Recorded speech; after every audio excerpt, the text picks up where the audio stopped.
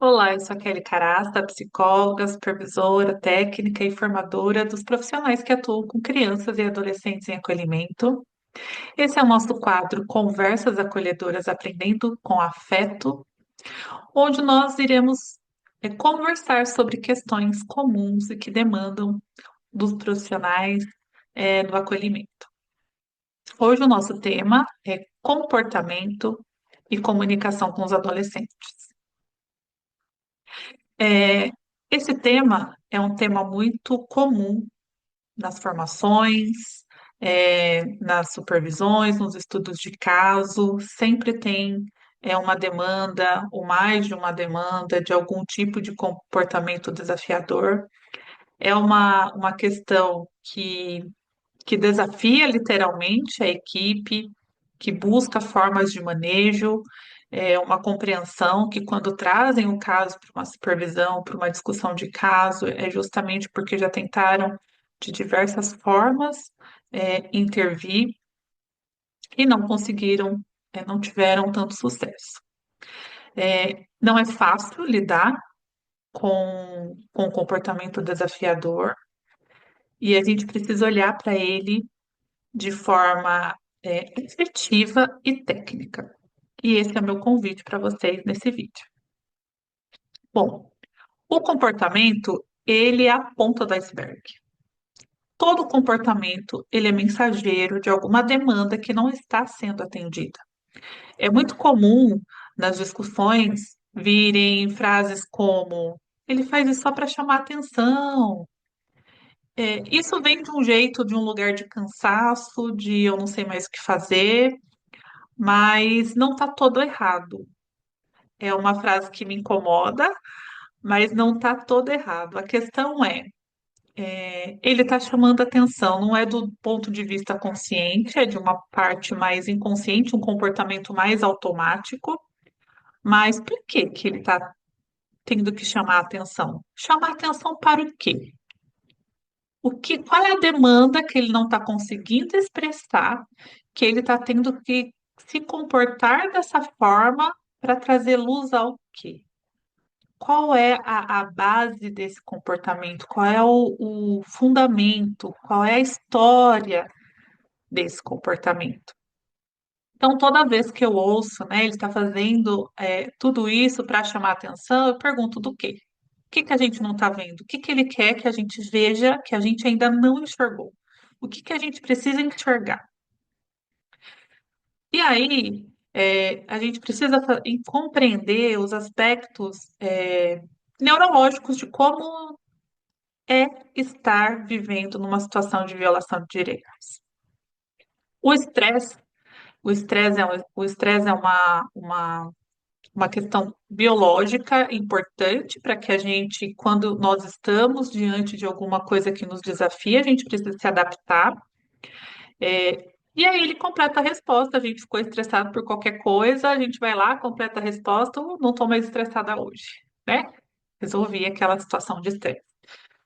A criança e adolescente em situação de violação de direitos, eles viveram momentos e dias, muitas vezes meses ou anos, em situações que trouxeram estresse, que desencadearam o estresse. Mal terminava uma situação, já começava outra. Vamos pensar nas crianças e adolescentes, por exemplo, que sofreram abuso sexual. Então, toda noite, aquela pessoa chegava e cometia aquela situação. Então, a amígdala cerebral, que é o nosso sentinela, é o nosso guarda, é o nosso radar que está aqui no cérebro, né? Ele fica rastreando o perigo, ele começa perigo, perigo. Só que esse radar não desliga, porque a situação de violação, de violência é constante. Então ela fica hiperativada.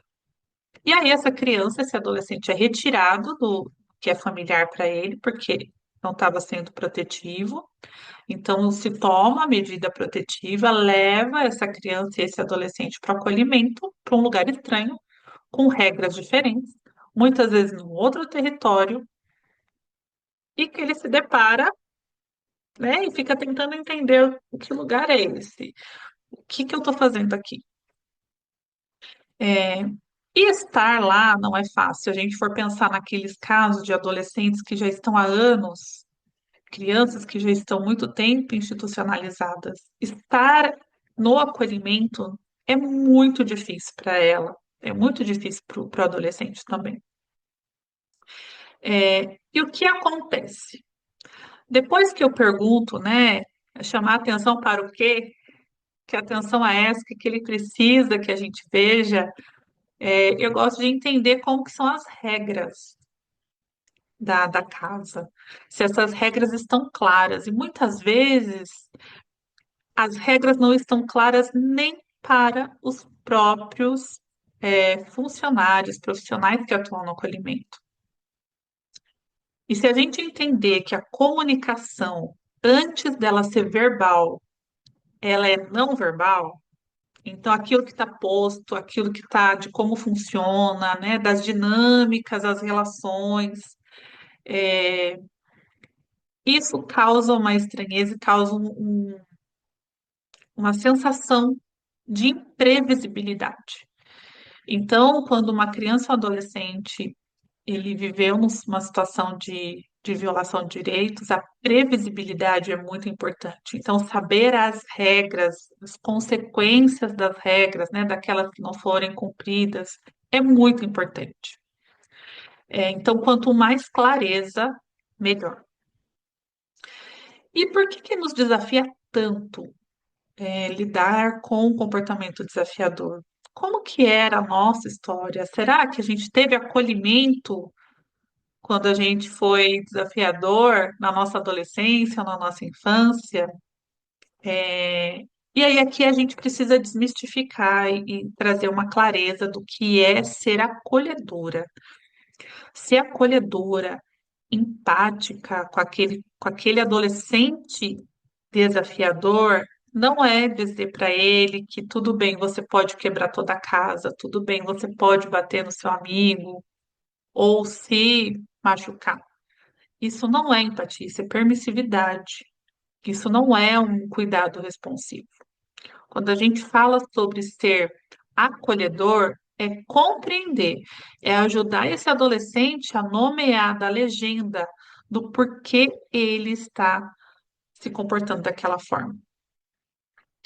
Quando a gente dá legenda, depois que a gente dá legenda, que o adolescente se acalmou, aí é a hora da gente procurar ensinar para esse adolescente como ele deve expressar sua raiva.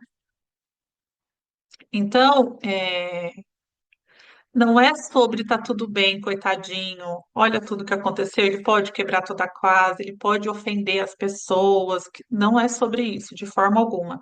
Isso, na verdade, é uma permissividade, é um cuidado permissivo. O cuidado que a gente está propondo aqui é o cuidado responsivo, empático, de dizer: eu entendi que você ficou chateado porque você foi o último a pegar o pedaço de bolo, talvez porque isso tenha feito você se lembrar de situações que você não era o primeiro, que você não era o escolhido, o desejado, mas a forma como você se comportou diante disso não foi, respeitosa. Então, a consequência não é pela forma como ele se sentiu, mas de como ele reagiu. Só que a consequência sobre como ele reagiu, isso é importante para a gente trabalhar a responsabilização, mas e como ele deve se comportar quando ele se sentir dessa forma? O que que acalma esse adolescente? Como ele se sente? O que que ele precisa para se acalmar? E aí a gente passa a construir estratégias de cuidado personalizadas, compreendendo o que acalma aquele adolescente. O que acalma ele sair dar uma volta no quarteirão, o que acalma ele ir ouvir a música dele, é escrever, é conversar com alguém, é ir dormir. O que acalma esse adolescente? O que eu vejo normalmente no serviço de acolhimento é o entendimento do contexto, né? De como esse adolescente foi, por que que ele se comportou dessa forma, mas falta ali estratégia de como eu vou ensinar ele a se comportar de forma a lidar, na verdade, né? Com a raiva, com aquele sentimento de forma saudável, adaptativa, respeitosa. E aí, para que a gente possa compreender, e já ir fechando, né, o nosso vídeo de hoje, é compreender que os adolescentes, eles não nos desafiam porque eles não se importam conosco. Eles nos desafiam porque eles não sabem o que fazer com o que eles sentem. E a forma, o corpo, o cérebro adolescente em desenvolvimento, ele fervilha de uma forma ainda mais intensa do que nós adultos quando nós estamos raivosos, nervosos com alguma questão. Isso dentro de um contexto de acolhimento, onde ele está construindo ali figuras de cuidado, figuras de referência de cuidado, a sensação de desamparo, de imprevisibilidade, isso são fatores de risco que potencializam esses comportamentos desafiadores. Então, apostar num vínculo, investir num vínculo afetivo, respeitoso, colocando os limites daquilo que a gente aceita e daquilo que a gente não aceita, daquilo que é inadequado. Isso é muito importante. Isso nos aproxima desse adolescente. A gente divide, a gente tem um abismo, né? E esses abismos como uma placa tectônica, né? E vão se unindo, se unificando de uma forma sensível, afetiva, respeitosa, com as consequências que couberem, né? Mas também com estratégias e cuidado de como eu manejo, o que que eu faço com tudo isso que eu estou sentindo. Então, nesse vídeo a gente falou sobre os comportamentos, sobre a ponta do iceberg, né? Fiz um convite a vocês e quero que depois desse vídeo fique, né, isso como um neon ali, um alerta na mente de vocês, todas as vezes que algum adolescente desafiador você tiver ali numa cena, você se pergunta a si mesmo, o que que ele tá chamando atenção para o quê? O que que ele deseja, precisa que nós vejamos e que nós não estamos dando conta de ver. Talvez a gente tenha que perguntar, talvez a gente tenha que ajudá-lo a pensar sobre o que é. E esse é o nosso trabalho, de educação, de cuidado no acolhimento. Bom, se esse vídeo ajudou, se ele contribuiu com a sua prática, espero que você compartilhe, indique o canal, me acompanhe nas redes sociais. Eu vou deixar, aqui na descrição o o meu Instagram. E também fiquem atentos, atentas, que nesta semana eu ainda vou lançar um curso que eu estou preparando com muito carinho há algum tempo para que a gente possa trabalhar essas questões. Bom, muito obrigada e até a próxima terça.